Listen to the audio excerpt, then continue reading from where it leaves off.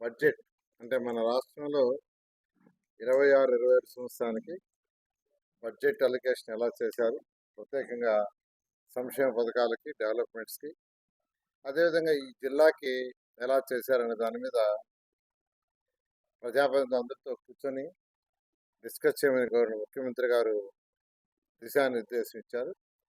అదేవిధంగా ప్రతి శాసనసభ్యుడు తన యొక్క కాన్స్టిట్యున్సీలో ఉన్న మండల నాయకులతో కూడా ఈ యొక్క బడ్జెట్ విషయాలు తెలియజేయాలి. ఎందుకనంటే రాష్ట్రం ఎలా విడిపోయిందో అందరికీ తెలుసు. ఆ రోజు కంబైన్డ్ స్టేట్ రెండుగా విడిపోవటం, ఎక్కువ ఆదాయం ఉన్న హైదరాబాద్ నగరం విడిపోవటం, మనకు ఆదాయం తగ్గిపోవటం, పర్ క్యాపిటల్ ఇన్కమ్ తీసుకుంటే తెలంగాణకి ఎక్కువ, మనకు తక్కువ.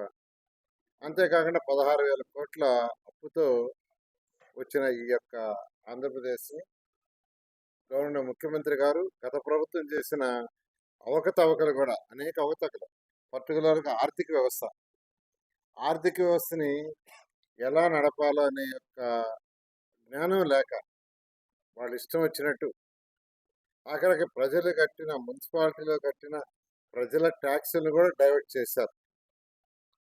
కేంద్ర ప్రభుత్వం ఇచ్చిన పథకాలకి మ్యాచింగ్ ఫండ్ కూడా ఇవ్వలేక ఆ యొక్క అమౌంట్ కూడా పోగొట్టుకున్నారు. ఉదాహరణకి నా మున్సిపాలిటీలోనే 2014-19లో నేను మంత్రిగా ఉన్నప్పుడు ఏషియన్ ఇన్ఫ్రాస్ట్రక్చర్ ఇన్వెస్ట్మెంట్ బ్యాంక్ ద్వారా 2019 ఫిబ్రవరి నెలలో 5,350 కోట్లు శాంక్షన్ ఇచ్చాం. ప్రతి ఇంటికి ట్యాప్ కనెక్షన్ ఇవ్వాలని. దానికి రాష్ట్ర ప్రభుత్వం ఇవ్వాల్సిన షేర్ తక్కువ షేర్ది. ఫస్ట్ ఇన్స్టాల్మెంట్కి 5,350 కోట్లు పోయింది. మళ్ళీ ఈ ప్రభుత్వం వచ్చిన తర్వాత గవర్నర్ ముఖ్యమంత్రి గారు దాన్ని రివైజ్ చేసి టెండర్లు పిలిచి స్టార్ట్ అని ఒక ఉదాహరణ. ఈ ప్రభుత్వం వచ్చేటప్పటికి గత ప్రభుత్వం మున్సిపాలిటీలో ప్రజలు కట్టిన ట్యాక్స్లో 3,000 కోట్లు డైవర్ట్ చేశారు. ఆ 3,000 కోట్లని అంటే జనరల్గా ఏంటంటే మున్సిపాలిటీస్ అంటే సపరిపాలన, వాళ్ళ ట్యాక్స్లు వాళ్ళే కలెక్ట్ చేసుకొని వాళ్ళు కౌన్సిల్లో పెట్టుకొని ఏ వార్డులో రోడ్డు వేయాలి, ఏ వార్డులో ట్యాప్ కనెక్షన్ ఇవ్వాలి, ఏ వార్డులో కన్వెన్షన్ సెంటర్ కట్టాలని కౌన్సిల్లో నిర్ణయించుకొని ఖర్చు పెట్టుకోవాలి. అలా కాకుండా లాస్ట్ గవర్నమెంట్ ఆ డబ్బులన్నీ డైవర్ట్ చేసింది, 3,000 కోట్లు. అయితే ఈ ప్రభుత్వం వచ్చిన తర్వాత గత ప్రభుత్వం ఖజానా ఖాళీ చేసిన ఆ 3,000 గవర్నర్ ముఖ్యమంత్రి గారు 1,700 కోట్లు యాక్చువల్గా ఫైనాన్స్ డిపార్ట్మెంట్ ఈరోజుకి ఇచ్చింది. త్వరలో 1,300 కూడా ఇవ్వబోతున్నారు. అంతేకాకుండా ఈ ప్రభుత్వం వచ్చిన తర్వాత గ్రీన్ ఛానల్ ఇచ్చారు. ఏ మున్సిపాలిటీ డబ్బులు వాళ్ళ దగ్గరే పెట్టుకుని వాళ్ళే ఖర్చు. ఇలా గత ప్రభుత్వం ఆర్థిక వ్యవస్థని చిన్న భిన్నం చేసింది. ఎగ్జాంపుల్ నా డిపార్ట్మెంట్ చెప్పారు, ఇదే విధంగా అన్ని డిపార్ట్మెంట్లు, ఆల్ డిపార్ట్మెంట్స్ అదే విధంగా చేసింది.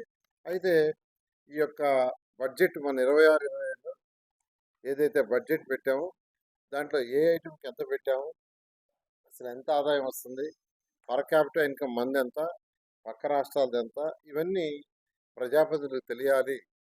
అందుకని జిల్లా లెవెల్లో ఇన్ఛార్జ్ మంత్రిగా కలెక్టర్ గారి యొక్క ఆధ్వర్యంలో యాక్చువల్గా పెట్టమన్నారు. దాని మీద ఈరోజు డిస్కస్ చేసాం. ముఖ్యంగా తీసుకుంటే పాపులేషన్ పరంగా మనది 58%, మన నుంచి విడిపోయిన వాళ్ళది 42%, కానీ మన ఆదాయం 46%. పాపులేషన్ 58%, ఆదాయం వచ్చి అప్పుడు 46%. అయితే మీకు అందరికీ తెలిసిందే, ఈరోజు తీసుకుంటే ఈరోజు పర్ క్యాపిటల్ ఇన్కమ్ అనేది చాలా ఇంపార్టెంట్. తెలంగాణలో 3,87,600 రూపాయలు, 3,87,600. అదే మన స్టేట్లో 2,66,240. పర్ క్యాపిటల్ ఇన్కమ్ మీదే ఆ రాష్ట్రం యొక్క ఇన్కమ్ ఉంటుంది. సో విడిపోయిన తెలంగాణకి 3,87,623, మనది వచ్చి 2,66,240. మన స్టేట్ ఓన్ ఇన్కంలో 93% ఈరోజు శాలరీస్ కట్టి పోతుంది. 93% ఇన్కమ్ కానీ ఎక్కువ వస్తే అది తగ్గద్ది. ఓన్ ఇన్కమ్ కానీ పెరిగితే ఆ పర్సంటేజ్ తగ్గద్ది. ఓన్ ఇన్కమ్ తక్కువ కాబట్టి ఆ విధంగా ఉంది.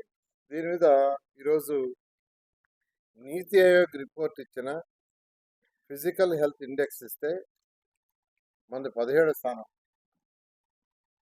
మనది 17 ప్లేస్. అంటే ఆ విధంగా ఈరోజు ఫైనాన్షియల్ పొజిషన్ మనది వీక్గా ఉంది. ఈరోజు తీసుకుంటే ఓన్ ఇన్కమ్లో ఓన్ ఇన్కమ్లో శాలరీస్ పర్సెంట్ తీసుకుంటే తెలంగాణ స్టేట్కి 42% ఖర్చు అవుతుంది. అంటే వచ్చిన ఇన్కంలో సొంత ఇన్కంలో 42%, తమిళనాడుకి 39%, కర్ణాటక 40%, మనది మాత్రం 91%. అది తగ్గాలి అంటే రాష్ట్రం యొక్క ఇన్కమ్ పెరగాలి. ఇన్కమ్ పెరగాలంటే ఇండస్ట్రీస్ రావాలి. ఇన్కమ్కి మార్గం ఏంటంటే ఒకటే, ఇండస్ట్రీస్ రావాలా, ఇండస్ట్రీలో ప్రొడక్షన్ రావాలి, ప్రొడక్షన్ సేల్ కావాలి, సేల్ అయినప్పుడు ఆటోమేటిక్గా జిఎస్టీ అన్న అదర్ ట్యాక్సెస్ పెరుగుతాయి. ఈరోజు గవర్నమెంట్ ముఖ్యమంత్రి గారు ఈరోజు హై ప్రయారిటీ యువనాయకుడు లోకేష్ గారు ఇస్తూ అనేక ఇండస్ట్రీస్ని ఈరోజు తీసుకొస్తున్నారు.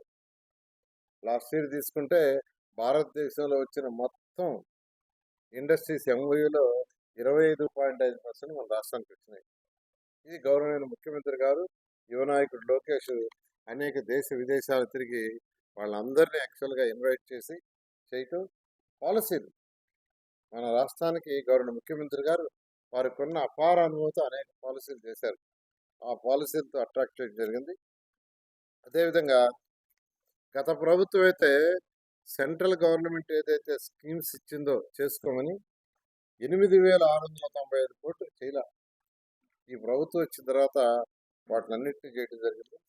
సూపర్ 6 కార్యక్రమంలో ఏదైతే ఎలక్షన్స్ ముందు మాట ఇచ్చామో దాని ప్రకారం ఈరోజు పెన్షన్స్ తీసుకుంటే పెన్షన్స్ 33,000 మందికి, 33,000 కోట్లు సంవత్సరానికి ఖర్చు పెడుతున్నాం. 33,000 కోట్లు.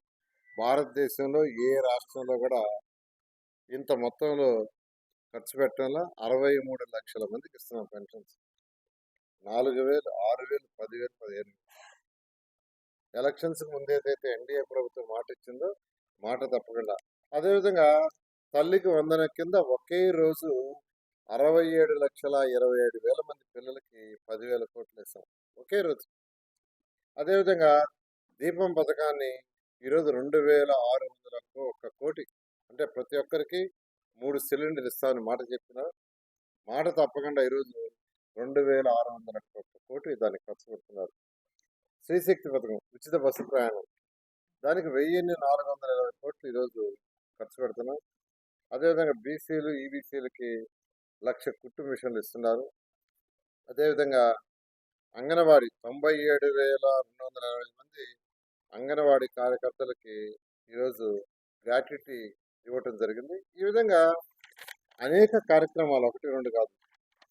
రైతు సోదరులకి ఈరోజు 46 లక్షల మంది రైతు సోదరులకి ఒక్కొక్కరు 20,000, కేంద్ర ప్రభుత్వం 6,000, రాష్ట్ర ప్రభుత్వం 14,000 లెక్కన ఈరోజు చేస్తున్నాం.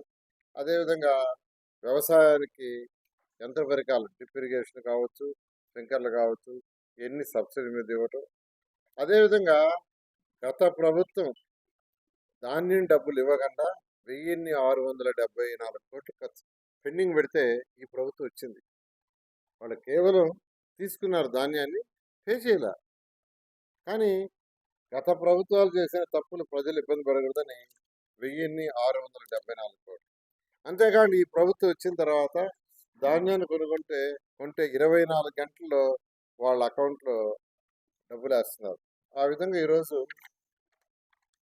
మెగా డిఎస్సి పెట్టి 15,941 పోస్టులు ఏదైతే మాట ఇచ్చారో మాట తప్పకుండా ఈరోజు యువ నాయకుడు లోకేష్ అనేక లీగల్ ఇష్యూస్ ఉన్నాయి, అనేక కోర్టు ఇష్యూస్ ఉన్నాయి.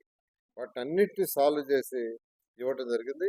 ఇప్పుడు జాబ్ క్యాలెండరు 10,060 మందికి యాక్చువల్ ఇవ్వడం జరిగింది.